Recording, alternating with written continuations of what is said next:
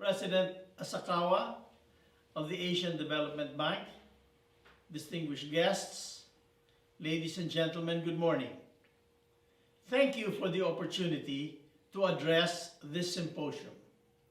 Today, more than ever, we need to intensify collaboration as the world re-emerges from a truly debilitating pandemic.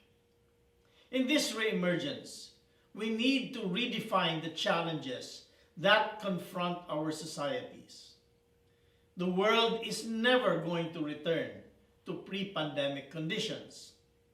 We have become more aware that the harrowing public health crisis we have gone through will not be the last.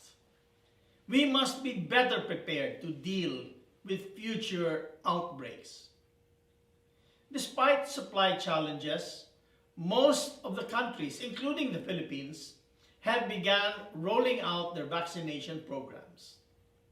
The availability of these life-saving doses inspired market optimism.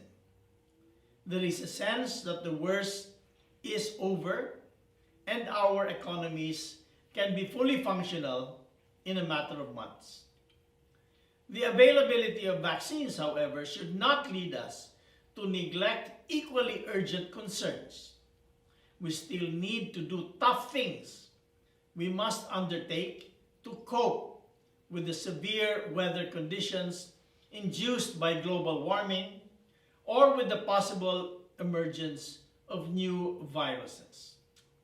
Let me share with you some aspects of the Philippine experience as a contribution to this discussion. No one was prepared for this pandemic, but the Duterte administration did not shirk from its responsibility to protect its citizens.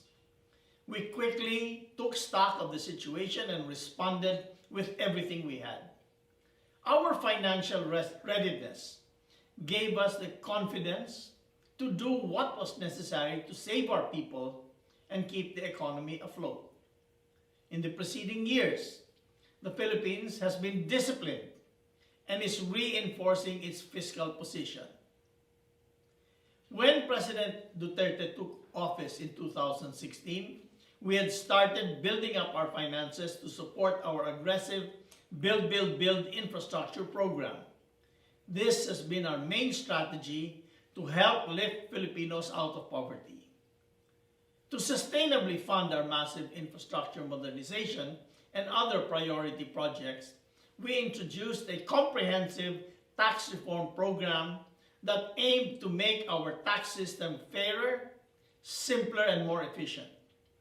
We started by reducing the personal income tax rates for 99% of our taxpayers, followed by a series of sin tax measures. The Duterte government is the only administration in the Philippine history to impose taxes on sugary drinks and electronic cigarettes. It is also the only administration that increased excise taxes on sin products 3 times within one presidential term. The revenues raised from these measures helped us sustainably fund our universal healthcare program. We also improved our tax administration by introducing a nationwide fuel marking program and various information and communications technology projects to make tax compliance more convenient and accessible to our taxpayers. President Duterte's policy of fiscal prudence and his push for tax reforms enabled us to boost our revenue collections to levels we had not seen in more than 2 decades. We also reduced our debt load to a historic low. It is through these game-changing reforms that we face the pandemic with strength on the fiscal front. When COVID-19 struck, our strong fiscal position gave us headroom needed to reallocate budget items and quickly access emergency financing to fight the pandemic. Our good macroeconomic fundamentals have inspired the trust of our global investors and development partners who continue to lend us at concessional rates and favorable terms. We were able to rapidly deliver emergency cash grants to low-income families and wage subsidies to workers in small businesses. We quickly extended various forms of assistance to our enterprises. We expanded medical resources to fight COVID-19 and ensure the safety of our frontline health workers. We purchased test kits, protective equipment, and vaccines. Our economic stimulus measures were among the largest this country has had. However, we took into account what we can spend quickly and effectively. Meanwhile, both the Department of Finance and the Bangko Sentral ng Pilipinas were in sync in ensuring that fiscal and monetary actions were undertaken to keep the economy afloat and support recovery initiatives. From a fiscal standpoint, the health crisis and the economic contraction it precipitated posed a most difficult challenge. The crisis meant additional unplanned spending. The economic downturn meant a reduction in revenue flows to the government. Despite all these, we did not abandon the judicious financial management set by President Duterte when he assumed office. Our strong financial position allowed us to afford a responsible level of deficit spending to cover our COVID-19 response. Although we undertook emergency borrowing to support our budget deficit, our debt load remained within a sustainable threshold. Our sustained effort at fiscal consolidation was recognized through a series of credit rating affirmations amid the wave of negative rating outlooks and downgrades worldwide. Through the darkest times of the pandemic last year, we were never under the illusion that this challenge would be short. We were prepared to fight a long battle, exercising prudence over the use of our fiscal resources. The worst we could have done is to run out of water before the fire went out.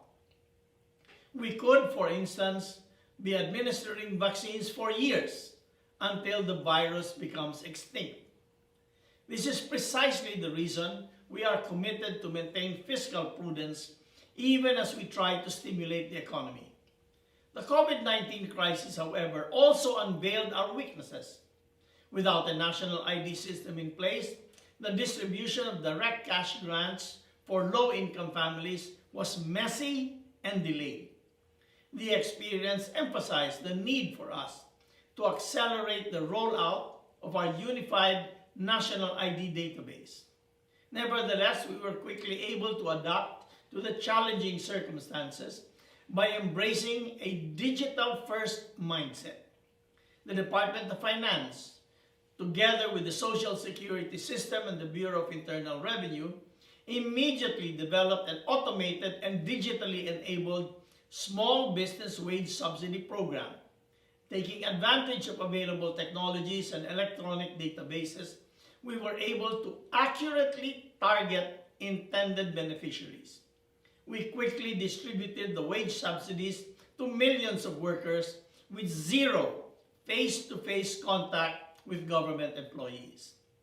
The workers started receiving their subsidies a day before the announced schedule of payouts through their banks or electronic wallet accounts, or sent to remittance centers for cash pickup.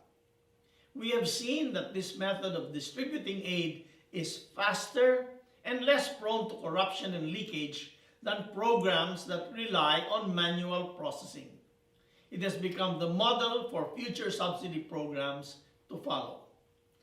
Our experience during this pandemic also underscores the importance of rapidly upgrading our digital financial transaction systems.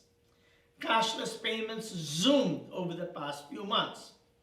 Fortunately, our revenue collection system was also well into the process of digitalization.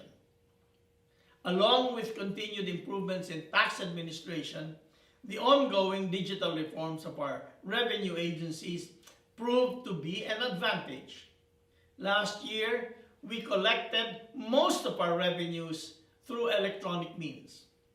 Despite the challenging circumstances, the digitalization efforts enabled our revenue agencies to overshoot their respective adjusted collection targets in 2020. Moving forward, we seek to rapidly improve our information and communications technology infrastructure as well as human resources to be at the cutting edge of the application of new technologies to achieve the best revenue performance. The government also recognized the importance of providing contemporary, pandemic-friendly solutions that would make it more convenient and secure for individuals to invest in government securities. Last year, we launched several digital channels to further broaden financial inclusion. These are the digital PERA, or Personal Equity Retirement Account, and the bonds.ph mobile application for our domestic bond offerings. In the post-pandemic era, we need to continue pursuing sustainable policies targeted towards bolstering our healthcare system and financial position to withstand future adversities. At the same time, we should craft more reforms that will shape our societies towards greater financial inclusion for our people. In our case, we will continue to accelerate the implementation of the Build program. Investments in infrastructures will generate the highest multiplier effect in the economy. They immediately create jobs, encourage investments, and spur economic activity. This program will be the cornerstone of our recovery. Amid the pandemic, we did not lose our focus on our tax reform program. We recognize that the present economic downturn cannot be fully confronted by throwing subsidies at everything in sight. This would only fuel inflation without driving expansion. The more sustainable path to recovery is to foster the revival of our enterprises and the restoration of consumer activity. This is among the reasons why we have recalibrated our second package for tax reform program into a pandemic stimulus measure called CREATE, or the Corporate Recovery and Tax Incentives for Enterprises. Both houses of Congress have ratified the CREATE bill, which is our biggest stimulus program ever for businesses. Soon, our enterprises will be able to avail of hefty reductions in their corporate income taxes and other benefits to aid their recovery. With the passage of CREATE, we already delivered 5 packages of the tax reform program, or close to 90% of the job needed to be done. With CREATE, we are leaving the money in the private sector's hands to revitalize their enterprises. We trust that enterprises will reinvest their tax savings from CREATE back into the economy to spur domestic activity and create more jobs for our people. In addition, this measure proposes more flexibility in granting fiscal and non-fiscal incentives.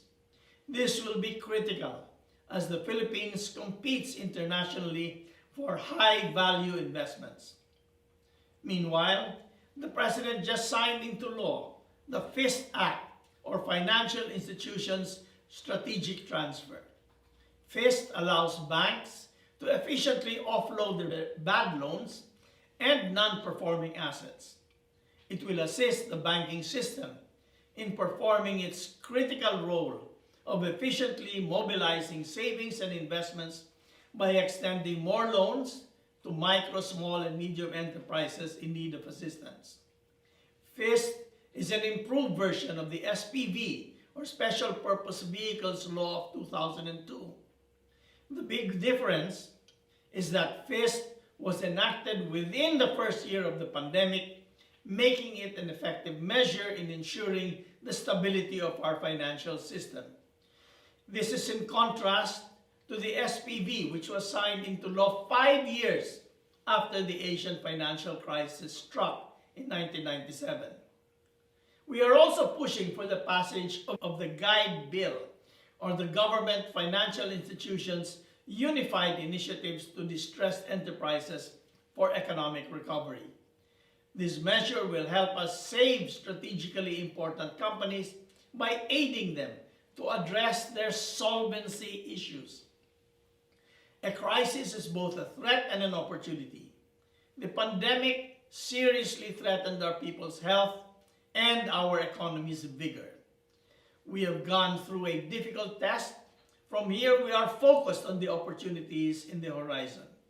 We look forward to working with Congress in completing the final packages of our tax reform program. While the remaining bills are broadly revenue neutral, they will help us expand the capital market and make real property sector more efficient.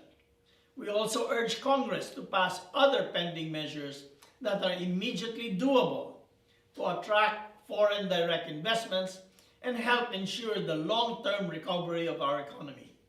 These are the amendments to the Foreign Investments Act, the Public Service Act, the Retail Trade Liberalization Act. These measures will open up the Philippine economy and allow foreigners to invest in industries that were otherwise reserved only for Filipino citizens, such as public utilities, educational institutions, mass media, and advertising. We also aim to take full advantage of the demographic sweet spot the Philippines enjoys. A much younger population profile means we will have the workforce ready for rapid growth. We have invested heavily in our human capital and hope to reap the rewards further down the road. We also want to ensure the sustainable growth of our country over the long term by adopting climate resilient and adaptation strategies. Unlike COVID-19, for which vaccines have been produced in a matter of months, there is no quick solution for climate change. We need to act now with the same sense of urgency that we have for the ongoing pandemic. The Philippine government will jumpstart its fight against climate change by pushing for the passage of a bill that would ban single-use plastics. The Philippines is ranked among the world's third biggest plastics polluter in the oceans.